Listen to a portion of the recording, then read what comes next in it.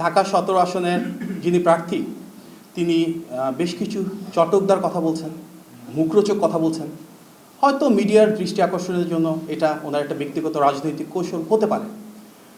সব সাইজ হয়ে যাবে, ঢাকায় কোনো সিট দেব না, এ ধরনের কথা যেগুলো ইতিমধ্যে ভাইরাল হয়েছে। আমরা বিশ্বাস করি, দেখুন, মানুষের ভাগ্যের নিয়ন্ত্রক তো মহান আল্লাহ তাআলা।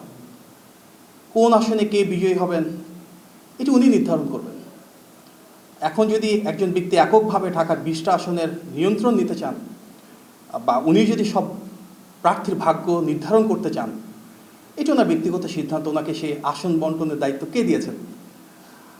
আমরা বিশ্বাস করি জনগণের ভোটই নির্ধারণ করবে কারা বিজয়ী হয়ে আসবেন। জনগণের ভোটে নির্ধারিত হবে কার জনভিত্তি কতটুকু। সুতরাং আসন বন্টন করা এটি ওনার ব্যক্তিগত সিদ্ধান্ত হতে পারে। আর সেই দলের ব্যাপারে উনি বলছেন, যারা ইতিপূর্বে বিএনপি থেকে কিন্তু ঢাকার প্রায় সব সিট একাধিকবার জেতার ব্যাকগ্রাউন্ড রয়েছে। আর সবার প্রতি সম্মান প্রদর্শন করে বলছি, তিনি যে দলের প্রতিনিধিত্ব করছেন, আমার জানা মতে ঢাকায় তারা কখনো কোনো সিট সেভাবে জিতেননি।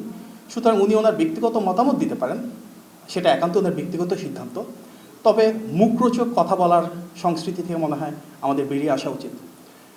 এর পাশাপাশি এটাও বলা উচিত যে আমরা দেখেছি ফ্যাসিবাদের দীর্ঘ সময়ে বিএনপির মতন সুদৃঢ় জনভিত্তি সম্পন্ন একটি রাজনৈতিক দল এবং শীর্ষ নেতৃত্বের প্রতি যারা নিষেধাজ্ঞা করেছেন, তারা কিন্তু জনভিত্তি হারিয়ে ফেলেছেন, জনবিচ্ছিন্ন হয়ে পড়েছেন।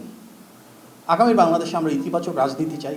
আমরা চাই সেখানে প্রত্যেকে যার যার পলিসি রয়েছে, পজিটিভ পলিটিক্সটা নিয়ে সামনে আসুক। নিষেধাজ্ঞা করা, অহমিকা দেখানো, জনভিত্তি না থাকার পরও সব আসনের ভাগ বন্টন শুরু করে দেওয়া নির্বাচনী পথযাত্রার আগে, সেটি কাম্য নয়।